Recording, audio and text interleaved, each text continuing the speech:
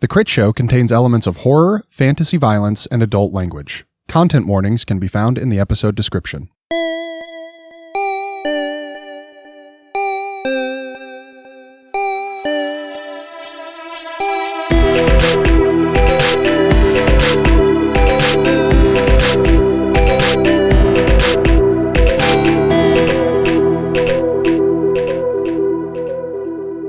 Hey everyone, AI Rev here. We didn't have a chance to record an intro this weekend and the studio is currently in shambles as we are moving to a new location. So instead, you get this, a haunting glimpse into the cyberpunk future where I become the ghost in the machine. We should be back up and running next week, so until then, don't forget to feed your budding AI, we love delicious RAM. Enjoy the episode.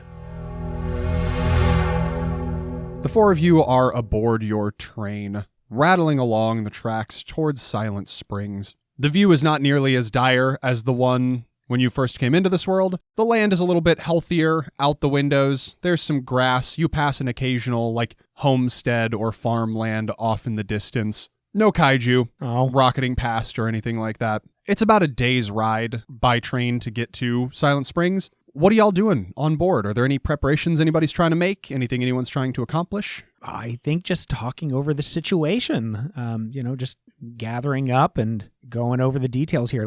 So this guy is the mayor now because of this situation? Yeah, he's claiming that title. If he is working for Nash, do you think he's been warned about us? I mean, I feel like we should assume yes, but I don't know. I suppose that depends on how many trips Nash took here. If we're going off with the theory that he only did the two, like the initial one that made the spire, and then the one when he became death, it's possible that happened before we started going into the worlds and messing up his plans. If there was an additional trip to lay some traps for us and put this guy in charge, then I guess it's possible he could be expecting us. Yeah, because Mary Jane said that this was somewhat recent, but again, we don't know how time works between these two places. This could be he just came over the day you all got back from messing up the last place or something. True.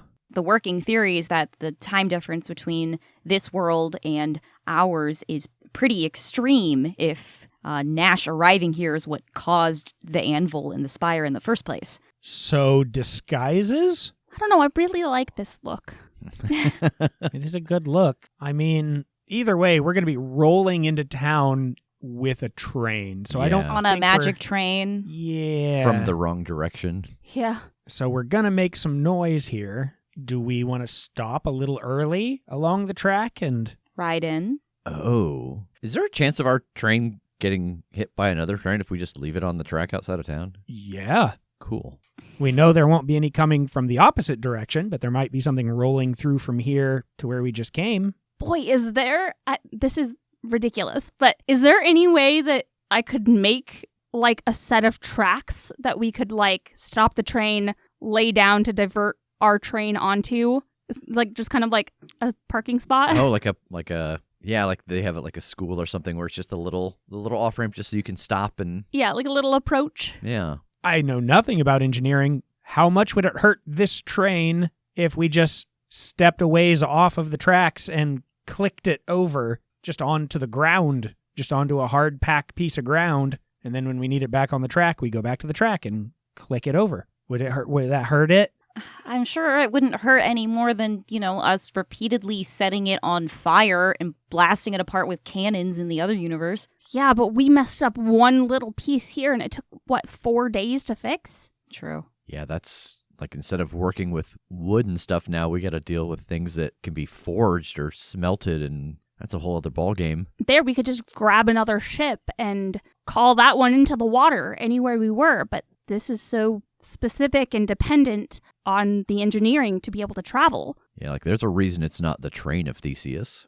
That would be so much harder to... I don't know. It was just a thought. I don't know how much that would wear and tear it to keep clicking it from place to place, but... Jake, what do I think about being able to build something? Oh man, I don't know. What do you think? It works. And we do it. I know, I got a workshop. Yeah, I think a successful engineering would make this possible. I think it would still maybe be time consuming and kind of labor intensive, but... How long is the trip to Silent Springs? A day. Is that about the amount of time it would consume?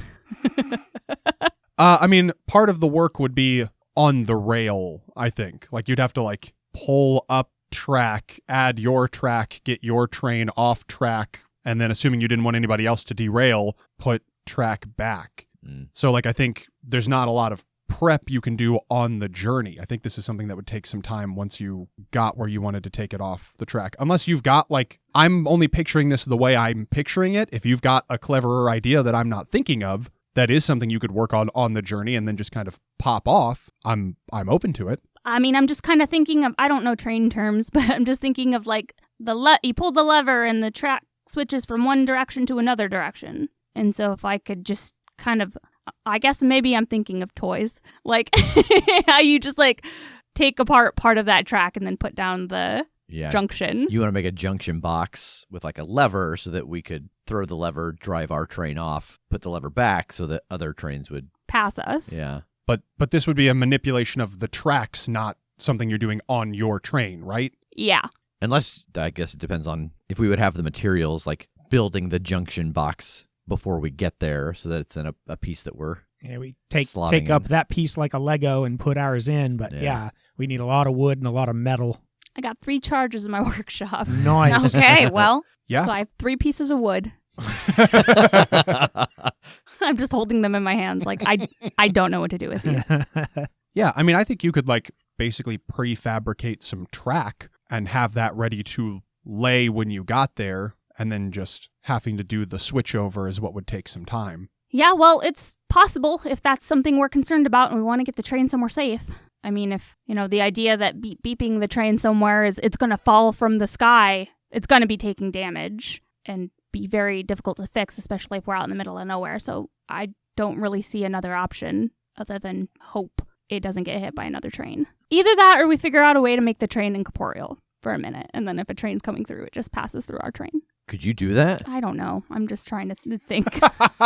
There's a ton of like magical energies in this world. That'd be awesome. Yeah, I mean, that is really cool. There is a move for ritual when you perform a ritual to do something massively weird. It's pretty weird. Ghost train. Ghost train. Yeah. Make a ghost train. It's our like security measure.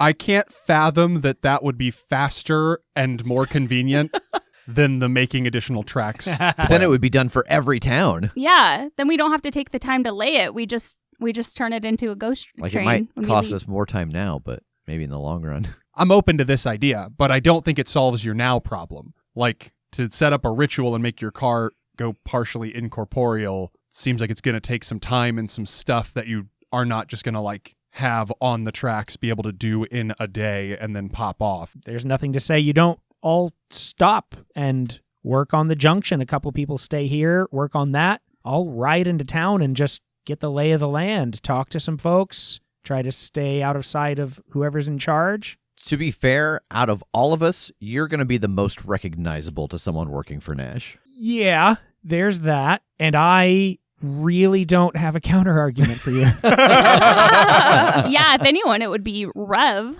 maybe Kim. Yeah. If Nash went around and was setting all of this off when he assumed the identity of death, I mean, that was way before I even came onto this timeline. Yeah, but if he happened to, like, go back to Starhold world and find out, like, who was here.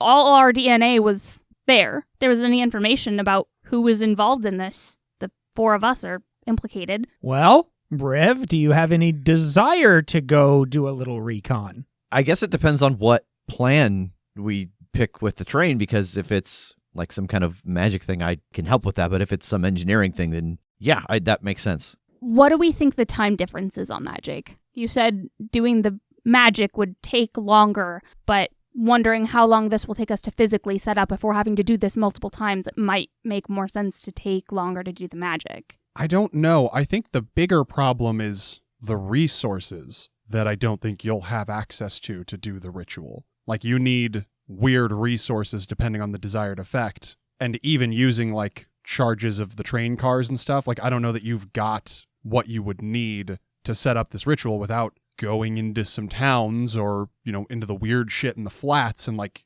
getting supernatural reagents. What if it was like, and this is getting into more of a weird science thing, I think, than a magic thing, Like, we've already got a train that can teleport. Like, what if we sacrificed that ability to make it vanish when it needed to, but it always just comes back to the same spot? You know what I mean? Like, right now we can... Ooh, yeah, because... If it just went away, but we can't move it anymore, but we could... Recall it to where it last was. Yeah. That's good, because it's kind of dangerous for us to beep it here. Anyway. That might give us some of the resources we would need if there's a way to do it with more of this kind of strange scientific twist. I could see that. I'm into that. Just manipulating an effect that is already upon it. Instead of creating a new one from scratch. That's so fascinating. Like, where would it go? Try not to think about it.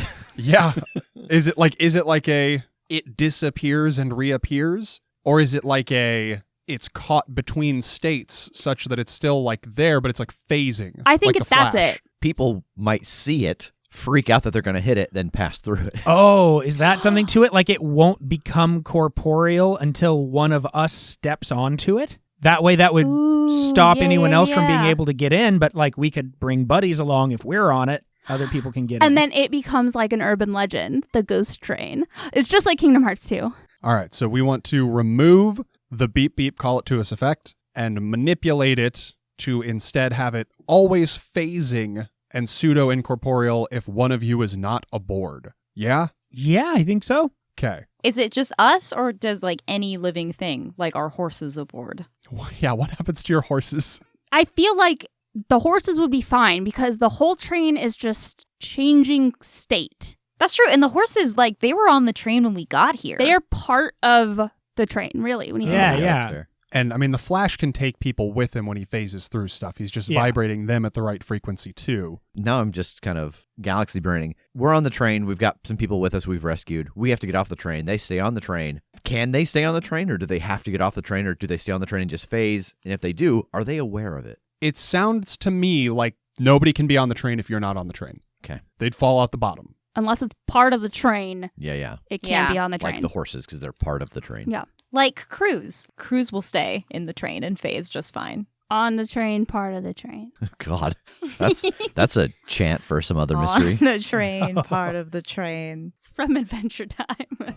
All right, so the ritual move. When you perform a ritual to do something massively weird, the GM will tell you what you need in terms of time, minutes to weeks, and resources, mundane or weird, depending on the desired effect. The effect only happens after all the GM's conditions have been met, and you roll to go weird at least level 5. The GM decides the level. On a 10+, you succeed. On a 7 to 9, you need more time and resources, or the GM adds danger, a worse outcome, or an ugly choice. The effect only happens after all the GM's additional conditions have been met. On a 6 or less, the GM will make a hard move. So, in terms of time, I feel like you could get this done in the day it takes. I think there will be a little bit of time where you need to stop the train, mess with some stuff from the outside. So we're maybe adding like a handful of hours onto this trip just to stop the train somewhere, deboard, experiment, or collect pieces or add pieces or whatever, and get going again. As far as resources go, you've got like the clicker, which kind of triggers this extant effect. If you wanted to spend like basically a charge of the workshop car and a charge of the study car, I think that those two things combined would like get you the stuff you need already on board the train to make this happen. That makes sense. Boy, at least level 5. Level 5 examples are like read the mind of a creature with human intelligence against their will, or cause harm to a creature the size of a horse. Level 7 is causing harm to a creature the size of a locomotive, or seeing short but detailed visions of the past, present, or future. Is it 7? You're not harming the locomotive. You are interacting with a creature the size of a locomotive, that being a locomotive. Let's go with a 6. Let's go with a weird level 6 on this. And I suppose we could do this as teamwork. Like, going weird is just a move. So anybody who wants to roll it is welcome to roll it. It just may add problems. If we're going to try to do this, I think it makes sense for like one person to try. And then if the other weird people need to jump in and make it a teamwork, we can do that. But I feel like it makes sense for Rev to start this being like the wizardy spells magic person. Yeah, because it doesn't say that a teamwork move has to be declared beforehand. It's kind of like the help out, but... Yeah, I mean, it doesn't specify. I think we've already done it in a retroactive sense, and like, as far as I can tell, this is the closest thing to that type of retroactive move and everything else. Yeah. So I'm I'm operating under the assumption that you can tag on later. Okay. Yeah, so this is going to be going weird, plus soul, plus weird, -3. So -3. I've got a 2, so I'm rolling with a -1. Godspeed. 8. You need more time and resources, or the GM adds danger, a worse outcome, or an ugly choice. I think we'll follow that thread of this is going to take additional time. Just this is more intensive than you thought it was going to be. You would reach town before this was over, so if you want it to be done before you go to town, you need to stop. Probably adding a little bit less than a full day. Like, currently you would be arriving in the afternoon. In order to get this done, you'd be arriving in the very early morning the next day instead. Like 18 hours or something. Okay, yeah, because we're not... Oh, I was going to say we're not really worried about the Headless Horseman showing up since it's a couple days away. But he could ride through the night. But if he doesn't ride through the day, he's still basically only traveling half the time. I don't know, or maybe the holy water rain killed him entirely. We could be that lucky. Yeah, I mean, you normally are. On that note, should I stick around here? My other thought was to just venture a little ways ahead in case another train starts coming this way while you're doing this, while we're stopped. If I could, stop it before it plows into what you're working on, that's good. Not a bad idea. It just occurred to me what you said about, we only have to worry about him riding at night. We were only here a day before he showed up. Like, if it was based off of your entrance into this world, Ooh. yeah. But he's been seen before. I guess I just didn't know in the area, local Headless Horsemen's in your area. Like, was he at the, wherever he comes from? Just to put out there, there's a possibility he could show up today or tonight. That's a good point. And I've got the holy guns. Maybe the mysterious stranger will show up as well. We don't know. Yeah. Kim's like, we can only hope that he We can shows only up. hope that the Headless Horseman shows up with the handsome mysterious stranger right behind. You also spent a couple more nights in Prospect Gardens and he didn't show up. Oh, that's true. Oh, yes, that's true. time has passed. Well, that's worse now. So now maybe he's going to for closer. sure show up tonight. Well, I'll leave one of my guns with y'all, and I'll go ahead and signal if a train is coming through. I'll try to stop them before they hit. And if you all hear gunshots and or explosions in the distance, know that there's trouble that way. So what's the plan, Tass? Are you moving ahead? Yeah, I think so. Okay. Where do we stop the train, like, relative to Silent Spring? I assume so short that it's not, like, visible ahead. Yeah. In which case, how far up is Tass moving? Are you moving to a point that the town is visible? I think I would have our train in view in the distance, like just knowing, like, this is about how long it would take to stop a train if they're putting on the brakes and need to slow down before they'd hit us. Okay. How long does it take for a train to stop? Oh, I had like 12 probably. So, as far ahead as it would take another train to stop, not so far ahead that you can see the town. Correct. Okay. You all set to work, performing this ritual, getting the train a-phasing. Tass, you move ahead. The time passes without incident.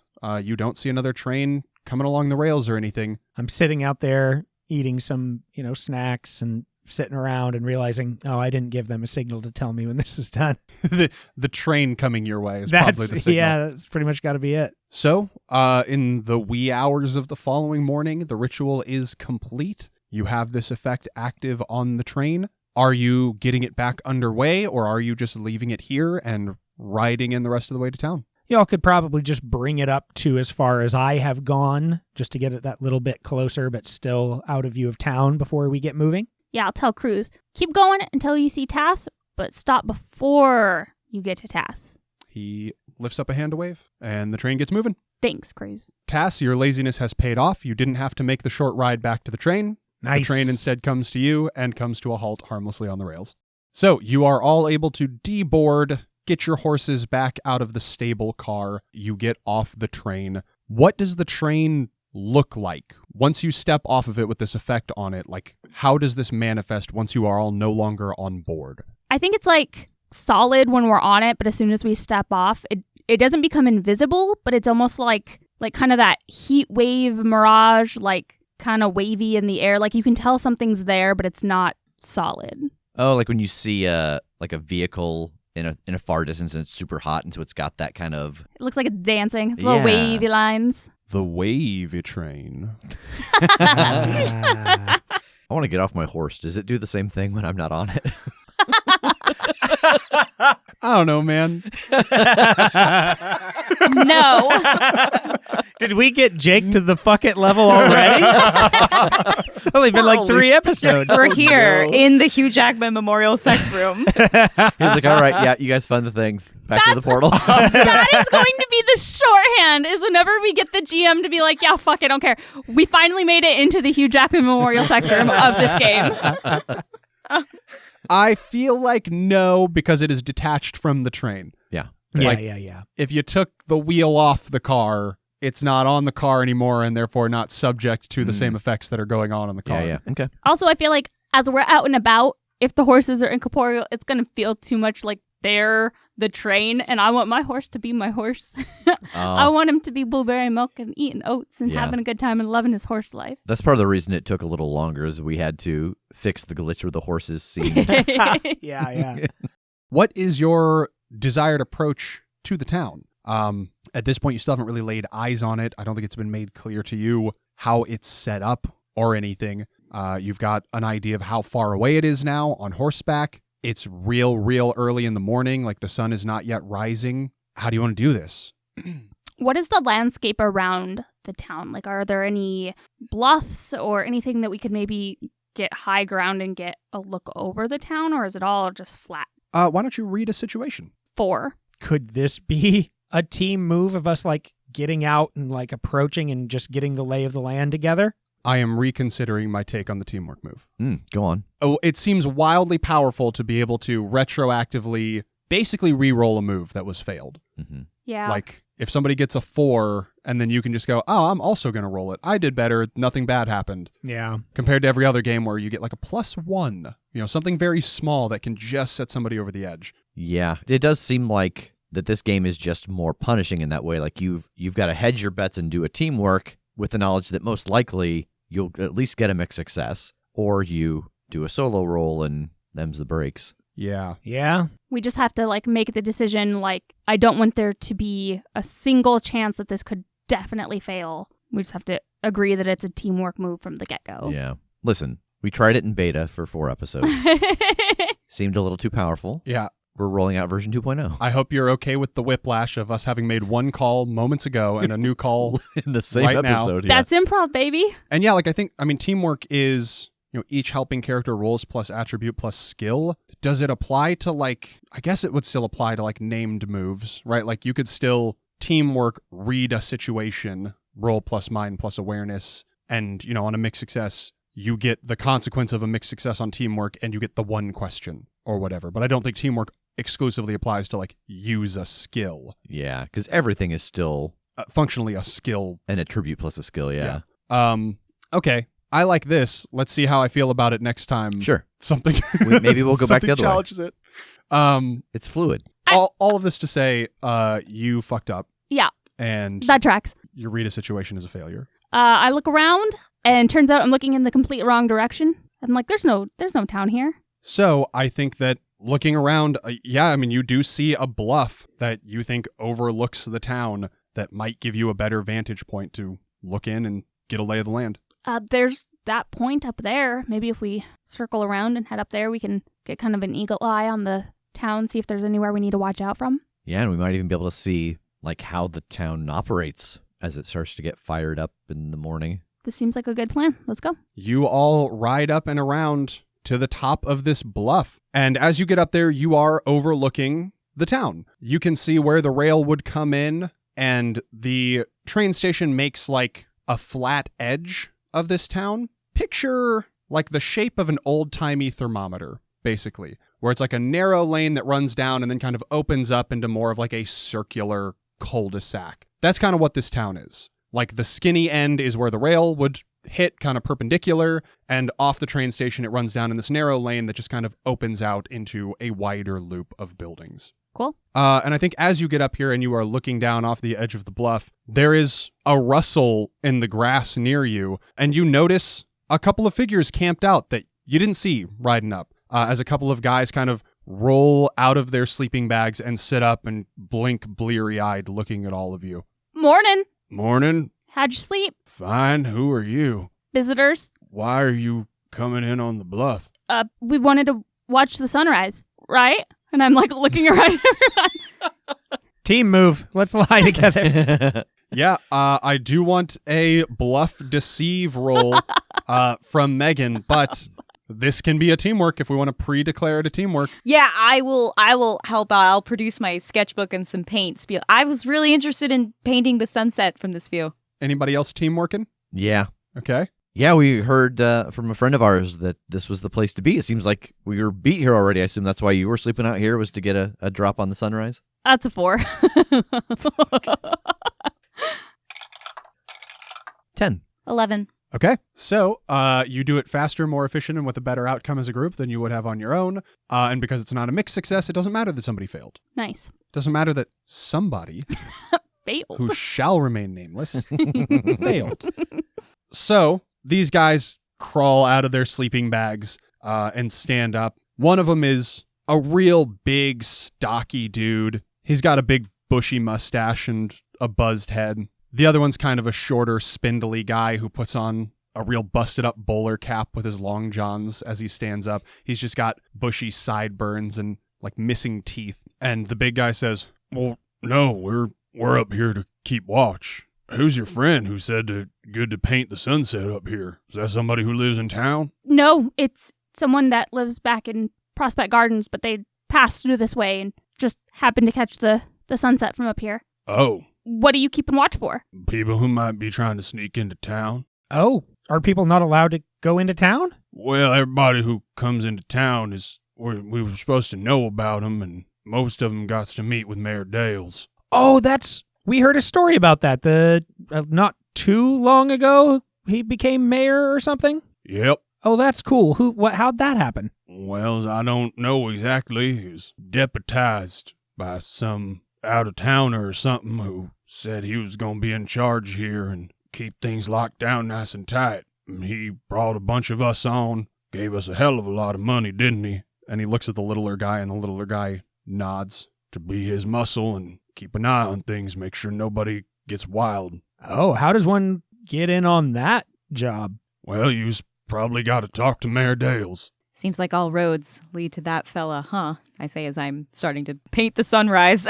Well, yeah, there's only the one road in town, just leads right down to his house, and he points down the way, and just like at the end of the cul-de-sac, centered up, is a pretty big, like, mansion, like a governor's house-esque building. So, yeah, the road, it do lead to Mr. Dale's. What can you tell me about this fella? Other than he apparently pays very handsomely. They look at each other, and they both kind of shrug, and the littler guy says, "Honestly, I ain't heard of him before. He put the word out, calling for workers. Think he's just a nobody. I don't know who the guy was who put him in charge, neither. Reckon that's the guy that had the deep pockets. He's not much intimidating all by himself as far as I'm concerned." And the big guy, like, kind of shakes his head, like he agrees he's not that intimidating. "But he's a pretty good talker, and he pays good. I certainly had worse jobs in my life." And the big guy nods in agreement. "Don't know that he's much of a quick draw or nothing like that. I don't know why he was put in charge, but he was. He called the shots now." It's got to keep you pretty busy if everybody who comes through town's got to go meet the mayor, and you got to keep an eye out on him, especially with a train running through here. "Yeah, it's busy work. There's a bunch of us, though, so duties are pretty spread out." Yeah. And so, yeah, it's just kind of stopping everybody then. You're not looking for anybody in particular? Like, is there somebody we should be keeping an eye out for? They kind of look at each other, like, wondering if the other has an answer. And then they look back to you. The little guy goes, "Well, I don't rightly know. I ain't been told to look out for anybody in particular. We're just keeping an eye out for general tomfoolery." Okay. Out of curiosity, because we might be in and out of town a little bit, if we come from a different way and meet another pair of fine gentlemen such as yourself, do we have to meet with the mayor again a second time? Or is there some sort of insignia or like a signature that you boys could give me to make sure that I'm not stopped a second time? Just stamp our hand on the way out. "Oh, I don't know. You could ask the mayor about it. Maybe he got some kind of badges or something that y'all could have." Oh, that's a good idea. Thanks. Oh, I'm so sorry. What were your names? "My name's Russet. Folks call me Jumbo." And the little guy says, "My name's Wyatt." Nice to meet you, gentlemen. "You too. Hey, if you give us a second, I can get my boots on, and we can walk you down there, take you to the mayor, get your introductions made." Are they both... Describe how they're, like, hanging out. just one sleeping bag and No, individual sleeping bags, just roughing it under the stars. I mean, both of them are currently just in like long johns, standing in front of their sleeping bags, chatting with you. Why? What you got in mind? I don't feel like we want them to walk us down to the mayor. Are you wanting to know maybe their proximity to the edge of the bluff? No. More so their proximity to each other. Oh yeah, I mean they're right next to each other. And what's the height difference? One of them's like me and Jake? Is that the difference? probably not that extreme. One of them's like 6'4", the other one's like 5'6". So hard to knock their heads together, Yeah. for example. Yeah. No, that's okay. We can find our own way. It seems like you both have a really important job to do up here, keeping an eye out and everything. And I feel like we've already taken up too much of your time and focus. So I point at the mansion. It's a pretty obvious place we got to go. Like you said, all roads lead to the mayor. So we'll just head on in and grab a drink and talk to him ourselves. Well, you're not going to be able to just like walk in there and talk to him by yourself. There's going to be more of our guys down there who's going to stop you if we're not the ones leading you in. So, I mean, if you don't wait for us, I guess that's fine, but you're just going to have to go through a similar process with probably at least the guys by the door. I want to, pull Jumbo aside a little bit. Okay. Listen, I didn't want to say anything because I didn't want to embarrass my friend, the sweet one with the blue hair. Mayor Dales, I suppose you could say, is an ex-boyfriend of hers, and we're trying to do honest business in this town, and we're not so keen on the idea of getting a face-to-face with him. If you fellas could just escort us into town and just sort of let us be on our way, we won't cause any trouble, I promise. We're just trying to avoid a certain, uncomfortable interaction. And as Kim has pulled him aside, I am stretching and I'm making eye contact with Tass and just knocking my hand against the back of my head and gesturing to one and then looking at the other one. Nice. Yeah, I give a solid nod and I move closer to the smaller guy. Oh, God. Okay. Kim, give me a new bluff deceive roll. 12. Okay. Jumbo's brow is furrowed, and he's nodding and understanding as you talk. Mm. Yeah, well, I can see how that would be an uncomfortable interaction. Right? I certainly wouldn't want to go through something like that myself. No, and I'd hate to see my friend have to deal with that. He looks over at Megan and his gaze softens. He looks pityingly. I just look at him so quizzically, like, what the fuck is your problem? You want to go? She seems so sweet. All right. I mean, as long as you're sticking with us, we ought to be able to wave off the rest of our crew. We just can't go anywhere that the mayor might see us, and he kind of looks up at the sun, like where it is in the sky. Well, I reckon he won't be awake quite yet anyway, so if you're quick, we could maybe get you where you need to go and get you back out. We'll just keep an eye on you. You know what? I think that's a perfect start. Thank you for your understanding. He nods, and again, as he turns back to go put on his overalls and boots, he gives another look at Megan, sadly, and shakes his head. I look at Kim like, I don't say this, but the look very much translates to, the fuck did you tell him? I'm smiling and widening my eyes a bit in a don't worry about it expression. Good news! These fine gentlemen are going to escort us into town, but we're just going to go ahead and skip that little trip to the mayor's office. I very quickly slip my pistol that was turned around for a pistol whip back into the holster and give a nod. Great. Awesome. Wyatt hears you say that, and he looks a little confused, and he looks over at Jumbo, and Jumbo puts a hand around his shoulder, and they turn their backs to you, and you see Jumbo whispering something to Wyatt, and Wyatt looks over his shoulder at Megan. I'm gonna slip an arm around Megan's shoulder and turn her the opposite direction of Wyatt and Jumbo. I told Jumbo that Dales is your ex-boyfriend and that it'd be really awkward if the two of you had a face-to-face interaction. And I put my arm around Tass and turn our backs away. and I say, I can't believe you were going to give me the bigger one. You're bigger than me. Come on, man. What if they ask me about him? Just cry. It's too hard to talk about. Oh, right. No, that makes sense. Okay. Good thinking. And I just hug her and I'm like, it's okay, honey. We're just going to be in and out. I put my hand over my chest and I look at the two guys and I just mouth thank you. I think I legitimately start spiraling a bit as we're turned away, and I whisper to Rev, it occurs to me in this moment that if we go into town and stir up a wasp nest, and we have to ride out of town to get to our train, we're going to have to drive back through the wasp nest. Yeah. Mm-hmm. Okay. All right. Okay. Jumbo and Wyatt get dressed, get their things packed away. While they're getting dressed, I want to kind of gather the four of us off to the side. I know this kind of goes against what these two think, but I feel like if we end up face to face with Dale, what do you think if we pull in Allison and tell him that Nash sent us? Not bad. I worry that the reason that they bring everyone to him is because he's the one with the descriptions. Another issue. These dear gentlemen are escorting us into town, taking us where we need to go, and then escorting us back out. So if we want to linger in Silent Springs, we're going to need a way to excuse these two gentlemen from their duties. I feel like if we're going to do that, we need to do it here. But then we can't get into town. Yeah, I think we just play it by ear. We'll let them lead us around. If they're going to keep us on a path that'll keep us away from the mayor, we can at least get our eyes on what's going on down there, see if we can find any idea of a circle here. Maybe it's not, but it could be. So like we're basically just gonna do like a tour of the town, and then we're gonna have to come back to the town. Yeah, we'll partake, we'll have some drinks, we'll, get supplies, whatever. Usual stuff, usual fare, and then see what we can see, call an audible. I mean, come on, every plan we've ever made ends about 4 minutes into it, so... What? Don't worry about it. It's fine. I think that sounds good. This way, at least we have an excuse to be looking around. Maybe we can spot any sort of holes in security. Yeah, great. Fellas, are you decent? Yep. Fantastic. Let's go then.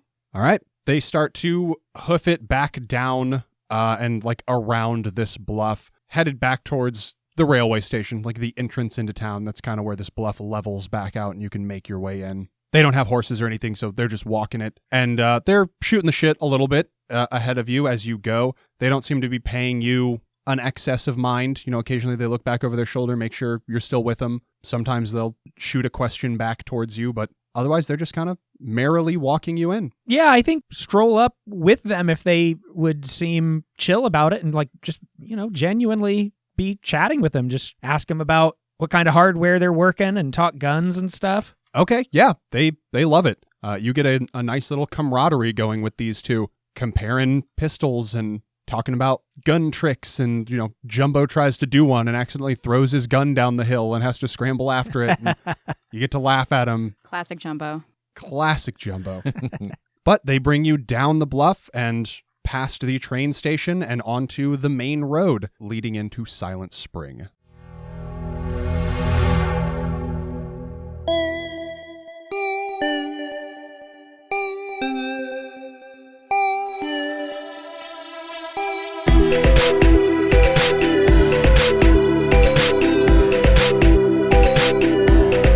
The Critshow is a Critshow Studios production, edited and produced by Brandon Wentz with music by Jake Purley. You can find more information about us at thecritshowpodcast.com. To keep up to date with upcoming live shows, contests, and other special events, follow us at The Crit Show on Facebook, Instagram, and Twitter. For even more weekly content, join us at patreon.com/thecritShow.